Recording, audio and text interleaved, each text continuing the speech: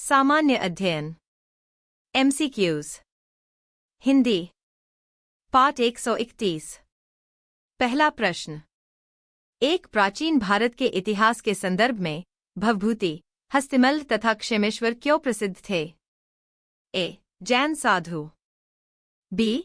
नाटककार, सी. मंदिर वास्तुकार, डी. दार्शनिक। इस प्रश्न का उत्तर है बी। भवभूति, हस्तिमल और क्षेमेश्वर प्राचीन भारत के प्रसिद्ध नाटककार थे।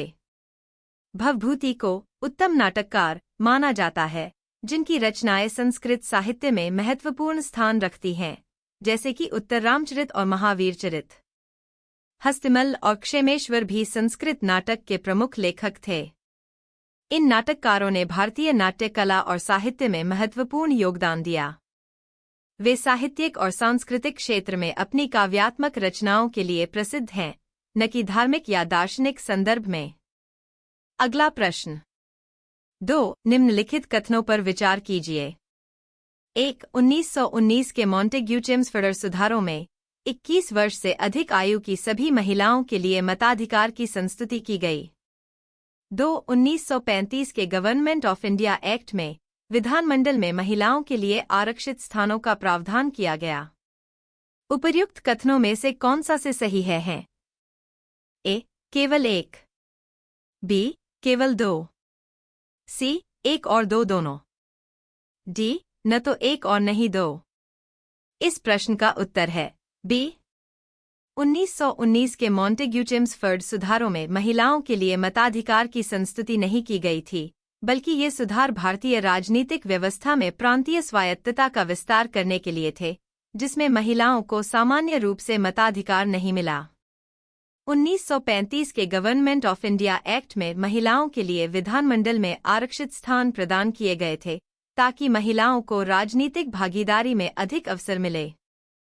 यह एक महत्वपूर्ण सुधार था जो महिलाओं को विधायिका में प्रतिनिधित्व प्रदान करता था। अगला प्रश्न। 3. भारतीय इतिहास में 8 अगस्त 1942 के संदर्भ में निम्नलिखित कथनों में से कौन सा सही है? ए. AICC द्वारा भारत छोड़ो प्रस्ताव अंगीकार किया गया। बी. वायसराय की एग्जीक्यूटिव काउंसिल का विस्तार अधिक संख्या में भारतीयों को सम्मिलित करने के लिए किया गया। सी. 7 प्रांतों में कांग्रेस मंत्रिमंडलों ने त्यागपत्र दिया। डी. क्रिप्स ने प्रस्ताव रखा कि द्वितीय विश्व युद्ध समाप्त होते ही संपूर्ण डोमिनियन स्टेटस वाले भारतीय संघ की स्थापना की जाएगी। इस प्रश्न का उत्तर है ए। 8 अगस्त 1942 को इलाहाबाद में आयोजित AICC all India Congress committee के सत्र में भारत छोड़ो आंदोलन का प्रस्ताव अंगीकार किया गया। यह प्रस्ताव महात्मा गांधी के नेतृत्व में तत्कालीन ब्रिटिश शासन से पूर्ण स्वतंत्रता की मांग करने वाला था। कांग्रेस ने ब्रिटिश सरकार को स्पष्ट रूप से कहा कि यदि भारत को स्वतंत्रता नहीं दी जाती तो देश भर में विशाल जन आंदोलन शुरू किया जाएगा। यह आंदोलन 1942 में शुरू हुआ और भारतीय स्वतंत्रता संग्राम का एक महत्वपूर्ण मोड़ था। अगला प्रश्न। 4. इनमें से कौन अंग्रेजी में अनुदित प्राचीन भारतीय धार्मिक गीतिकाव्य सॉन्ग्स फ्रॉम प्रिजन से संबद्ध है? ए. बाल गंगाधर तिलक, बी. जवाहरलाल नेहरू, सी. मोहनदास करमचंद गांधी, डी. सरोजिनी नायडू। इस प्रश्न का उत्तर है सी। Songs from prison Gandhi ji के विचारों और उनके संघर्षों को व्यक्त करने वाला एक धार्मिक गीतिकाव्य है, जिसे उन्होंने अपनी जेल जीवन के दौरान लिखा था। यह काव्य उनके आत्मनिर्भरता के सिद्धांत और भारतीय जनता की संघर्षशीलता का प्रतीक है। गांधी जी ने इन गीतों में भारत की सांस्कृतिक धारा, अहिंसा और सत्य के महत्व को रेखांकित किया। यह काव्य उनके आत्मबल और संघर्ष की भावना का सशक्त रूप है, और इसके माध्यम से उन्होंने अपने विचारों को और गहरी प्रभावशाली तरीके से व्यक्त किया। अगला प्रश्न। 5. मध्यकालीन भारत के संदर्भ में निम्नलिखित में से कौन सा आकार की दृष्टि से आरोही क्रम में सही अनुक्रम है?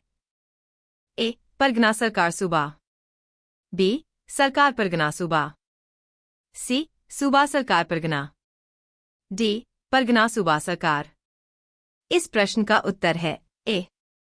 मध्यकालीन भारत में प्रशासनिक व्यवस्था का एक संरचित ढांचा था जो आकार के आधार पर अनुक्रम में था। सबसे छोटा प्रशासनिक इकाई परगना होती थी, जो कई गांवों का समूह होती थी। इसके बाद सरकार आता था, जो एक क्षेत्रीय इकाई होती थी और परगना से बड़ा होता था। सूबा सबसे बड़ी प्रशासनिक इकाई होती थी, जो कई सरकारों को शामिल करती थी। इस प्रकार परगना सरकार सूबा का आकार के हिसाब से आरोही अनुक्रम सही है। अगला प्रश्न 6 इनमें से कौन सेक्रेटरी के रूप में हिंदू फीमेल स्कूल से संबद्ध थे थीं, जो बाद में बेथ्यून फीमेल स्कूल के नाम से जाना जाने लगा? A. Annie Besant, B. Devendranath Tagore, C. Ishwar Chandra Vidyasagar, D. Sarojini Naidu. इस प्रश्न का उत्तर है सी. ईश्वर चंद्र विद्यासागर ने भारतीय समाज में महिलाओं की स्थिति सुधारने के लिए महत्वपूर्ण कदम उठाए थे। वह हिंदू फीमेल स्कूल के सेक्रेटरी के रूप में जुड़े थे, जिसे बाद में बेथ्यून फीमेल स्कूल के नाम से जाना जाने लगा। इस स्कूल की स्थापना महिला शिक्षा को बढ़ावा देने के उद्देश्य से की गई थी और ईश्वर चंद्र विद्यासागर ने इस स्कूल के प्रशासन में सक्रिय भूमिका निभाई थी। उन्होंने महिलाओं के लिए शिक्षा के अधिकार का समर्थन किया और इसके माध्यम से समाज में सुधार लाने की कोशिश की। अगला प्रश्न 7 औपनिवेशिक भारत के संदर्भ में शाहनवाज खान, प्रेम कुमार सहगल और गुरबख्श सिंह ढिल्लों याद किए जाते हैं? ए. स्वदेशी और बहिष्कार आंदोलन के नेता के रूप में, बी. 1946 की अंतरिम सरकार के सदस्यों के रूप में, सी. संविधान सभा में प्रारूप समिति के सदस्यों के रूप में, डी. आजाद हिंद फौज, इंडियन नेशनल आर्मी के अधिकारियों के रूप में। इस प्रश्न का उत्तर है डी. शाहनवाज खान, प्रेम कुमार सहगल और गुरबख्श सिंह ढिल्लों भारतीय राष्ट्रीय कांग्रेस और भारतीय स्वतंत्रता संग्राम के महत्वपूर्ण नेता थे। ये तीनों भारतीय स्वतंत्रता संग्राम के दौरान आजाद हिंद फौज, इंडियन नेशनल आर्मी के उच्च पदस्थ अधिकारी थे। नेताजी सुभाष चंद्र बोस के नेतृत्व में इन अधिकारियों ने ब्रिटिश शासन के खिलाफ सैन्य संघर्ष किया और भारत की स्वतंत्रता की दिशा में एक महत्वपूर्ण भूमिका निभाई। इनके योगदान को भारतीय स्वतंत्रता संग्राम में अहम माना जाता है। अगला प्रश्न 8 भारतीय इतिहास के संदर्भ में निम्नलिखित कथनों में से कौन सा से सही है? 1. हैदराबाद राज्य से आरकोट की निजामत का उदय हुआ। 2. विजयनगर साम्राज्य से मैसूर राज्य का उदय हुआ। 3. रुहेलखंड राज्य का गठन अहमद शाह दुर्रानी द्वारा अधिकृत राज्य क्षेत्र में से हुआ। नीचे दिए गए कूट का प्रयोग कर सही उत्तर चुनिए। ए. 1 और 2, बी. केवल 2, सी. 2 और 3, डी. केवल 3। इस प्रश्न का उत्तर है ए. हैदराबाद राज्य से आरकोट की निजामत का उदय हुआ, यह कथन सही है।